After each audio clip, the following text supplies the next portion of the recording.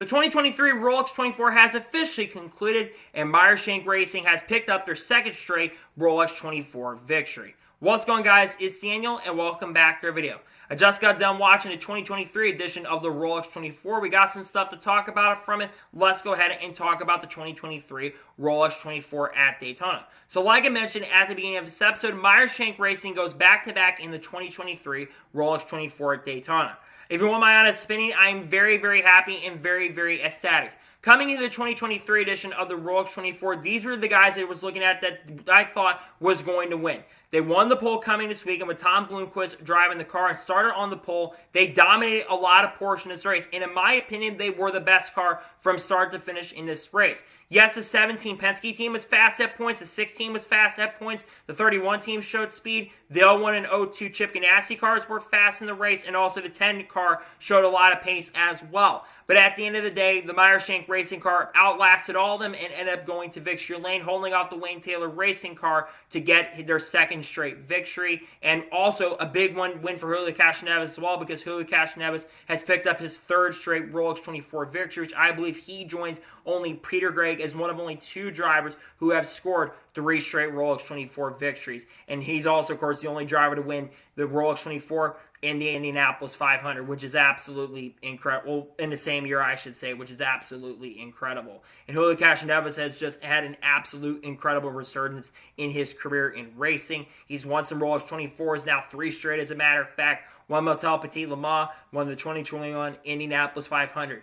I want to see Julio Castroneves in a Cup Series car in 2023 or in the Daytona 500 next year. I know he's not running it this year, but I don't care what it takes. You get this dude in a freaking Cup car at some point this year or next year in 2024, because I want to see what he can do. I also want to give a shout out to the other drivers on this team. Simon Pagenaud put up a really strong performance in this car, did a really, really good job. I think he had a really strong race, was up front, did what he had to do, and did a great job. Tom Bloomquist. Are you kidding me? This guy is an absolute wheelman. I remember watching earlier in the night. He restarted, I think, 6th or 7th at one point in the race. It didn't take him long to get up to the lead. It took him, 10 minutes or something to go from 6th to 1st, which is absolutely incredible. This guy was fast throughout the week. This guy's incredible. I would love for him to be in IndyCar, but he did a really great job tonight and was a big reason why this team went on to win. And then, of course, Colin Braun. Colin Braun getting a well-deserved opportunity, and he made the best out of it. He was so aggressive in the race, was very, very competitive, and he got up front and helped this team win. So, once again, congratulations to Meyer Shank Racing on picking up the victory in the Rolex 24. Now let's transition over to LMP2. LMP2 came down to the 04 car. I think the Kurtz machine, Colin Braun's father owned that organization, and also the 55 car. Came down to the last lap in last corner, came down to photo finish, and James Allen, the Australian, came off and basically got by him on the last second in a really awesome photo finish. That's what it all comes down to. 24 hours, and it comes down to photo finish in LMP2. Really awesome battle. Congratulations to that team on winning. LMP3 was pretty much straightforward. The 17 AWE team went on to win by, 12 or 13 laps, because all the other LMP3 cars, the Andretti Autosport machine, which actually looked really strong, was one of the biggest competitors in that class. All the cars, unfortunately, had problems and issues in the race and fell out of contention. Transitioning back to LMP2, for those who are wondering about the Rick Ware car, I think the Rick Ware car ended up finishing in 4th or 5th. Austin got 4th or 5th in that. And then, of course, the Tower Motorsports entry had trouble early in the race, but it actually recovered, only being, 3 laps down, and had an outside chance of more full course yellows, ended up coming out.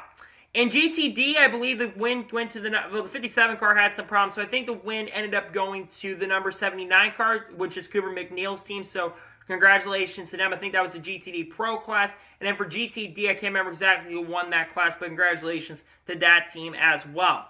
Talking about the overall race as well, there was at one point almost a 6-hour straight green flag run. I thought that was the record. Turns out, according to NBC broadcast, turns out it was in your 8-hour straight in 2020 where they went, which is absolutely insane. And I don't think the racing was as good at the time. And if you want my overall opinion on the race itself, I thought the race was solid for sure. There's definitely good moments in the race for sure. Great battles, restarts are fantastic, but endurance racing is not always about racing each other and racing 2 or 3 hours in the event. Endurance racing is about survival. In a 24-hour race, you can't expect every single moment to be extremely thrilling and extremely exciting.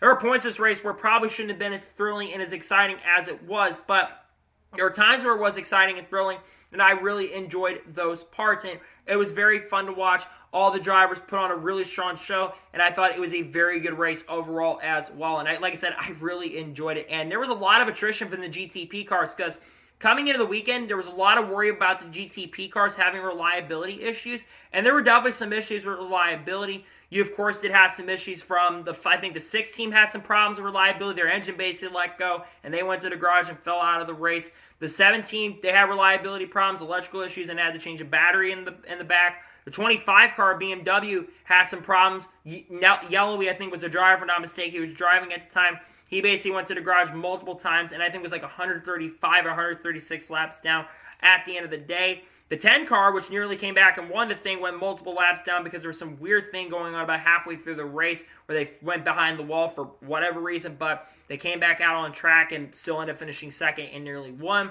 Julio Castroneves spun out 1 point in the 60 car, but he recovered. That's not Julio. That was just cold tires in the GTP cars. But and then Scott Dixon got into the back of LMP3 car. Just a lot of wildness and chaos throughout the event, but just an absolute incredible event for the Rolex 24. I liked it. My score for the 2023 edition of the Rolex 24, if you want my honest thoughts, I'm giving today's score overall I'm going to give it about an 8 point. Actually, going to give it a 9 out of 10. There were definitely moments for sure I thought the race could have been better. The racing could have definitely been a little better 100%. But a 24-hour race, like I said, you're not going to have the most exciting and thrilling moments from start to finish in the race. Sometimes you're going to have moments that are not as exciting and not as thrilling. So you can't expect every moment to be fantastic and not be great. So you can't expect every moment to be fantastic. Sometimes you're going to have moments where the races are not going to go as well and it's going to be as quiet. But still a really strong race. I'm giving today's race a 9 out of 10. So that is going to be for this review of the 2023 Rolex 24 at Daytona. I want to thank you guys for watching. Please like and subscribe to the channel. Notifications on so be notified when a video does go live on my channel. Follow me on Twitter, Facebook, and Instagram, and support me on Patreon as well. Links description below that, and comment below your thoughts below on today's episode. What are your thoughts about the 2023 Rolex 24 at Daytona? Let me know below. Let me know your score in the comments below, and congratulate Meyer Shank Racing on picking up their second straight Rolex 24 victory and their third win overall in the Rolex 24. Let me know in the comments below. Tomorrow on my channel, we're going to be talking about some NASCAR news and other motorsports news that got announced. We had some big news announced this past week, so we'll talk about that tomorrow on the channel. So anyway, like I said, I want to thank you guys for watching today's episode. We got a lot of content coming out this week as well. Of course, the Clashes this week. It's NASCAR starting to get on track. We got a lot of content on the way. I'll see you guys there for some more awesome content, a lot of fun content to be excited about, and I think you guys are really going to enjoy what I have in store. We'll also have another Daytona 500 intros dropping here in the coming days. So anyway, like I said, I want to thank you guys for watching today's episode, and I'll see you guys next time for some more great, awesome motorsports, NASCAR content, and other stuff on the channel like this. Take care, everybody.